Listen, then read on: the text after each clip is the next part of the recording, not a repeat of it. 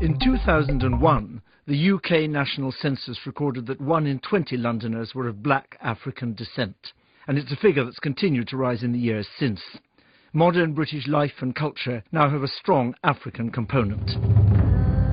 It's a development that's merely the latest chapter in the history of relations between Africa and Western Europe. And in that long and turbulent history, the Benin bronzes, as they used to be known, hold a unique place. Benin plaques are actually made of brass, not bronze. They reach about the size of an A3 sheet of paper, and they show figures in high relief that celebrate the battles won by the army of the Benin ruler, the Oba, and the rituals of the Oba's court. They're not only great works of art and triumphs of metal casting, they're also documents of two quite distinct moments of Euro-African contact. The first, peaceful and commercial, the second, bloody. This was really our first notable encounter with the European world. People who came in looking for trading partners, looking for expansion of their own knowledge of the world, and being astonished to encounter this society. A history of the world in 100 objects.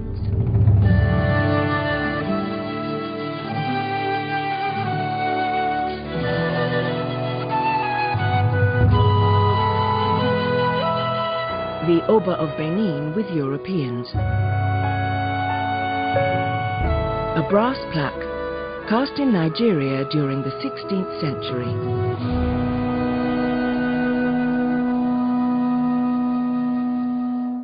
Throughout this week, we're with objects that describe how Europe first encountered and then traded with the wider world in the 16th century. But the magnificent sculptures of this programme record the encounter from the other side, from the African side. They offer us a remarkable picture of the structure of this West African kingdom. Their main subject is the glorification of the ruler of Benin, the Oba, and of his prowess as hunter and soldier. But they also tell us how the people of Benin saw their first European trading partners. The plaque I've chosen is dominated by the majestic figure of the Oba himself. The plaque is about 2 feet square. Its colour strikes you as coppery rather than brassy, and there are 5 figures on it, 3 Africans and 2 Europeans. In the centre, in the proudest relief and looking straight out at us, is the Oba. He's on his throne, wearing a high helmet-like crown. His neck is completely invisible. A series of large rings runs from his shoulder right the way up to his lower lip. In his right hand, he holds up a ceremonial axe. To either side of the Oba kneel 2 court functionaries, dressed very like him, but with plainer headdresses and fewer neck rings. They wear belts hung with small crocodile heads, and these were the emblem of those authorized to conduct business with the Europeans. And the Europeans are present, or at least part of them. Against the patterned background, we can see floating the heads and shoulders of 2 tiny Europeans. The Europeans shown are Portuguese, who were sailing down the west coast of Africa in their ocean-going galleons on their way to the Indies. But they were also seriously interested in West African pepper, ivory and gold. They were the first Europeans to arrive by sea in West Africa, and their ships astonished the local inhabitants. Until now, any trade between West Africa and Europe had been conducted through a series of middlemen, with goods carried across the Sahara by camel. The Portuguese galleons cut out all the middlemen and offered a totally new kind of trading opportunity. Their ships carried gold and ivory direct to Europe, and in return brought back larger quantities of European brass than had ever before reached West Africa. This was the raw material which enabled the Benin plaques to be made in the quantities they were. After the initial arrival of the Portuguese around 1470, the Dutch and the English followed shortly after. All European visitors were struck by the Oba's position as both the spiritual and the secular head of his kingdom.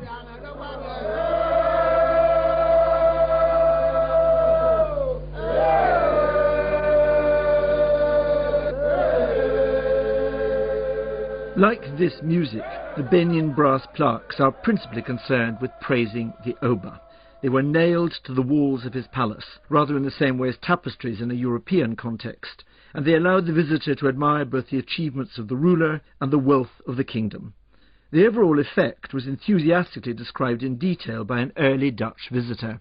The king's court is square, it is divided into many magnificent palaces, houses and apartments of the courtiers, and comprises beautiful and long square galleries, about as large as the Exchange at Amsterdam, from top to bottom covered with cast copper, on which are engraved the pictures of their war exploits and battles, and are kept very clean. In short, Europeans visiting Benin in the 15th and 16th century discovered a society every bit as organized and structured as the great courts of Europe, with an administration able to control all aspects of life, and not least foreign trade. Because of their ocean-going ships, the Europeans could provide commodities from all over the world that were greatly valued by the Oba's court.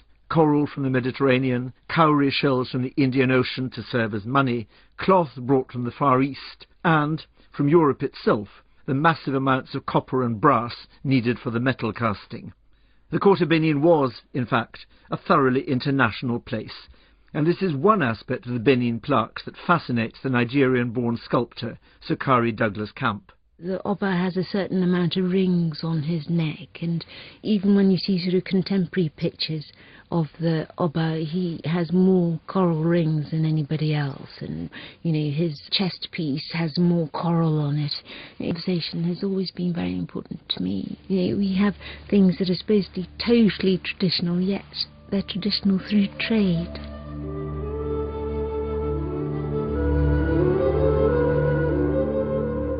The brass needed to make the plaques was usually transported in the form of large bracelets, manias in Portuguese, and the quantities involved are staggering. In 1548, just one German merchant house agreed to provide Portugal with 432 tons of brass manias for the West African market. When we look again at the plaque, we can see that one of the Europeans is indeed holding a mania, and this is the key to the whole scene. The Oba is with the officials who manage and control the European trade. The three Africans are in the foreground, and they're on a far bigger scale than the diminutive Europeans, both of whom are shown with long hair and elaborate feathered hats. In fact, they look both feeble and ridiculous. The mania makes it clear that the brass brought from Europe is merely the raw material from which the Benin craftsmen would create great works of art like this one. What we're looking at is, in fact, a document that demonstrates that the whole process of the trade in brass was controlled by the Africans. And part of that control was a total prohibition on the export of the finished brass plaques. So although carved ivories were exported from Benin in the 16th century and were well known in Europe, the Benin plaques were reserved to the Oba himself, and they were not allowed to leave the country. None had been seen in Europe before 1897. On the 13th of January 1897, the London Times announced news of a Benin disaster.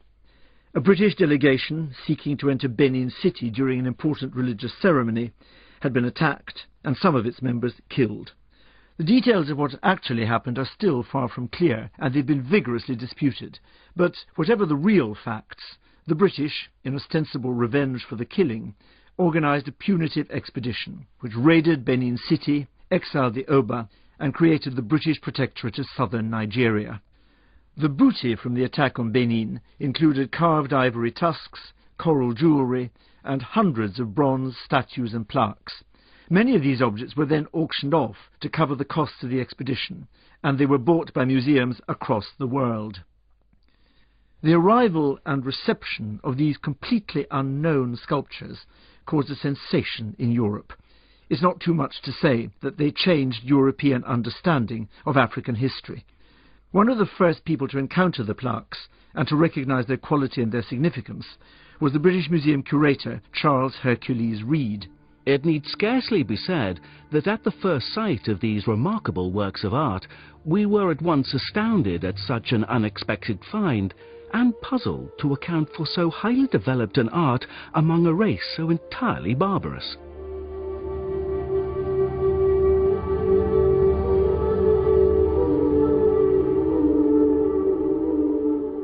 Many wild theories were put forward.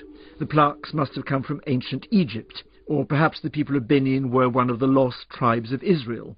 The sculptures must have derived from European influence. After all, these were the contemporaries of Michelangelo, Donatello, and Cellini. But in fact, research quickly established that the Benin plaques were entirely West African creations, made without European influence. It's a bewildering fact that the early, broadly harmonious relationship between Europeans and West Africans, established in the 16th century, had, by 1900, almost completely disappeared from European memory. Most of Europe had simply forgotten that they had once admired the court of the Oba of Benin. Why this strange amnesia? I think it's probably because the later relationship was so dominated by the transatlantic slave trade, with all its dehumanizing implications. Later still, there would be the great European scramble for Africa, in which the punitive expedition of 1897 was merely one bloody incident. That raid, and the removal of some of Benin's great artworks, may have spread knowledge of Benin's culture to the world, but it left a wound in the consciousness of many Nigerians, a wound that's still felt keenly today, as Wole Soyinka, the Nigerian poet and playwright, describes. When I see a Benin bronze, I immediately think of a mastery of technology and art, the welding of the two. I think immediately of a cohesive ancient civilization. It increases a sense of self-esteem because it makes you understand that African society actually produced some great civilizations, established some great cultures, and today it contributes to one's sense of the degradation that has overtaken many African societies, to the extent that we forget that we were once a functioning people before the negative incursion of foreign powers. The looted objects are still till today politically loaded. The Benin bronze, like other artifacts, is still very much part of the politics of contemporary Africa and of course Nigeria in particular.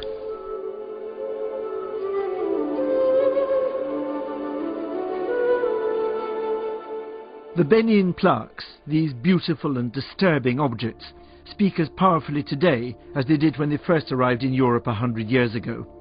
To many, they're not only supreme sculptures, but a reminder that in the 16th century, Europe and Africa were able to deal with each other on equal terms. In America, at the same time, the situation was quite different.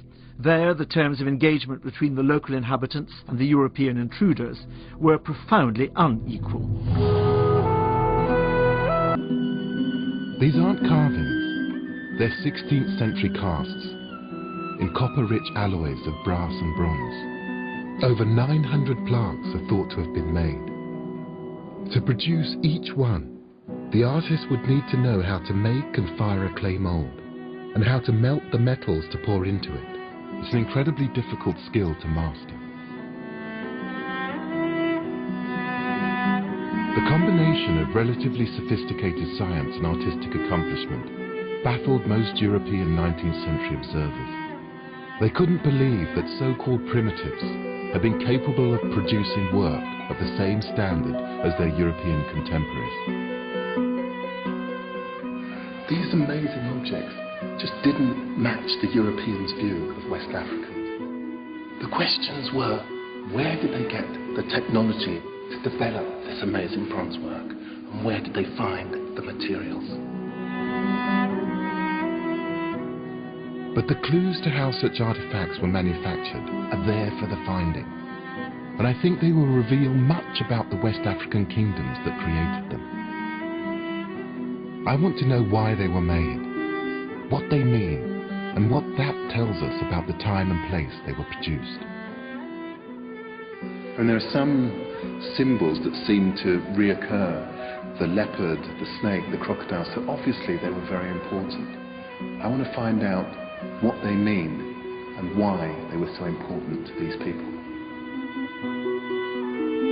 These recurring images remind me of the symbolic motifs in Renaissance art. I think they carry hidden layers of meaning beyond the understanding of the imperialistic Brits.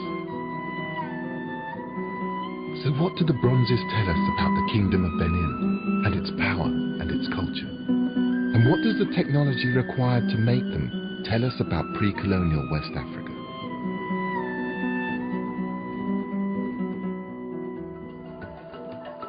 I'll travel to modern-day Nigeria where the Kingdom of Benin reached its height in the 16th century. And I'll reach even further back in time and explore a panoply of ancient cities and kingdoms in West Africa, founded many centuries before Benin.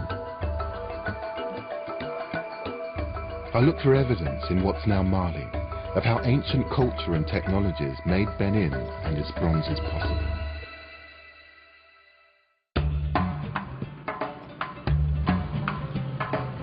The centre of power of the Kingdom of Benin was Benin City.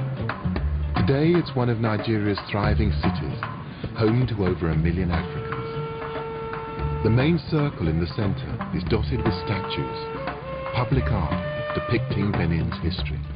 For 600 years, until the late 19th century, it dominated this part of West Africa. But the kingdom's former scale and power are not immediately obvious, unless you know where to look. Dr. Ekigusa Isian, author of several books on Benin's history, is taking me to see a 500-year-old feat of engineering. At the kingdom's height in the 16th century, a series of moats and earthen walls protected the city and its surrounding land. It was a defensive system that consisted of a ditch and then a rampart. What little survives is overgrown and barely recognizable. But archaeologists have found evidence of a vast network of trenches and walls up to 9 meters high. They zigzagged around the city area for an incredible 4,000 miles. Benin really was the capital of this part of Africa. That is the eastern part of the west coast of Africa. Benin was the principal town. It was an important center of the culture of this part of Africa. It was an important center of the political reach along this huge area of the eastern portion of the west coast of Africa. The kingdom was governed from a vast palace by a hereditary ruler, the Oba. And his subjects were animists, believers in the idea that souls and spirits existed not only in humans, but in animals, plants, and the earth itself. At its height, it exerted political, military, and economic control over an area stretching almost 40,000 square miles. In the 19th century, the British saw the kingdom as an opportunity to extend their influence in Africa. They established a trade agreement, but when Benin reneged on it, relations deteriorated. A British delegation ignored warnings not to approach the Oba and were massacred, leaving just 2 survivors from over 200 people. A month later, in February 1897, 1,200 British soldiers arrived in response. The city walls didn't stop the British punitive expedition, and the city was razed to the ground. At the Royal Palace, they found artwork that they couldn't believe had been created by Africans. Around 2,000 pieces were taken, sold, and distributed to Western museums. The Oba was deposed and died in exile. It was a catastrophic defeat for the Kingdom of Benin, but that's not the impression you get from the modern monument in the centre of the city. It shows a Benin warrior standing victorious over his dead and dying British enemies. And I actually see it as a triumph of narrative, that we will continue as a nation whatever. Ultimately, it tells the story of a victorious nation, victorious in the sense that it proudly tells its stories, whether it's in the Benin bronzes or whether it's in monuments like this today. In Benin, it seems history isn't written by the victors, it's written by the artists. And the Kingdom of Benin disappeared only for a short time. In 1914, the British restored the monarchy to Benin City to help administer their Nigerian colony, and a modest palace was rebuilt. The traditions of the kingdom that have survived are maintained from an enclave in the city centre. I've been granted a royal audience, an opportunity to attend the Oba's court, where hereditary and appointed chiefs gather each day. When His Royal Majesty the Oba of Benin enters, the chiefs greet him with "God Save the King."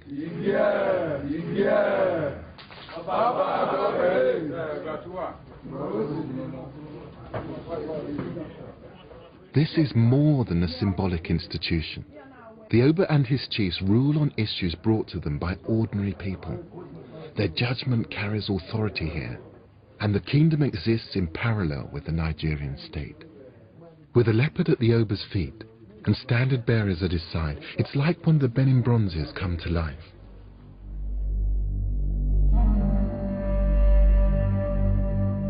This is the kind of occasion he believes the plaques were designed to mark. Those bronzes were not made for museum pieces. Initially, in the absence of photography and writing, they were made to depict, illustrate events in the palace or in the community or some festivals. That's why you see them. They were made as in the absence of photography. That's what they were meant for initially. Yes. And how important are the bronze casters, the smiths, the people who actually make these objects? They are a guild of a royal guild, specifically to be doing this thing in the olden days. The Bronze Casters Guild exists today. Their main business is tourist souvenirs, but the makers are still an exclusive group of craftsmen with high social status. Membership of the Royal Guild is hereditary. Ikpongwusa Ine's family have been bronze casters for as long as anyone can remember.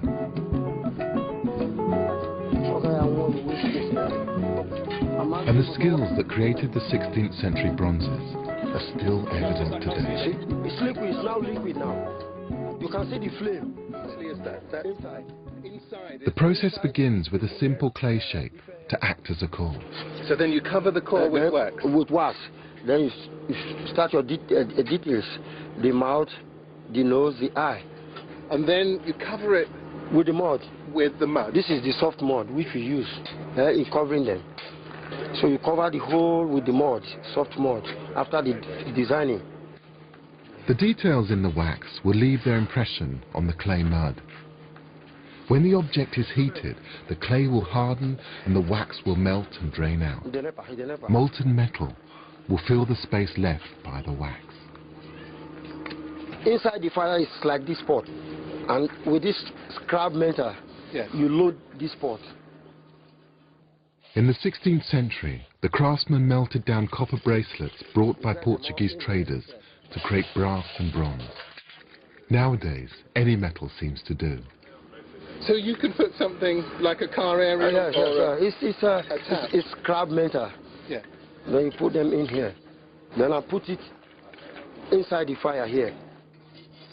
In the furnace, the assortment of metal melts at around 1,000 degrees Celsius. So you don't waste anything? Ikpongwusa has some molds that have been fired, and the melted wax has been drained away. Now the molten metal can be poured in.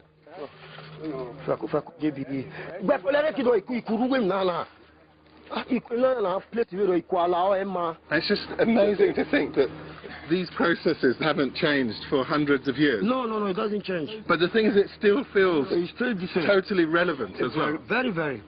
The same way in 100 years ago, the same way today.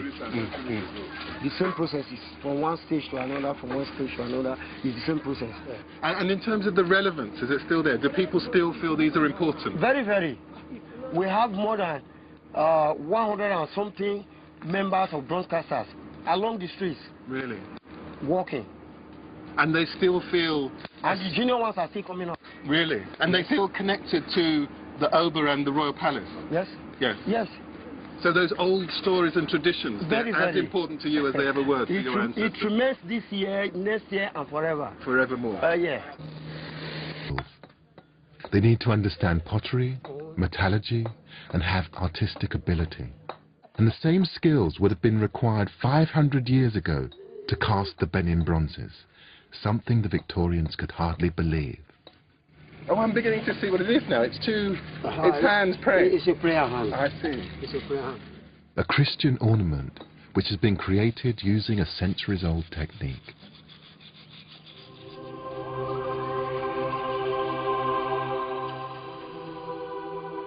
For me, these objects don't reach the standards of the 16th century bronzes. But these are for the tourist rather than for the royal palace. Reminders of the quality craftsmanship once commissioned by the king now lie in Benin's City Museum. These are, sadly, mostly replicas of bronzes that were taken from here in 1897. But even so, I'm struck once again by the intricacy of these objects. It's always the detail that shocks me when I look at these Benin plaques. I mean, the whole thing is very much like a historical document as much as a piece of art. I mean, this is depicting very particular people, and you can imagine them in all of their finery, because you can see it actually depicted here, the detail of the textiles, the layered textiles that they're wearing. Many bronzes depict 16th century obas, and they are records of specific events, such as military victories which expanded the kingdom. This, for me, will be Oba Essegy returning from fighting the Agana triumphant with his retinue. Oba Essegy bolstered the kingdom with the help of the Portuguese, who provided weapons and mercenaries for battles. Many of the plaques were made during his reign.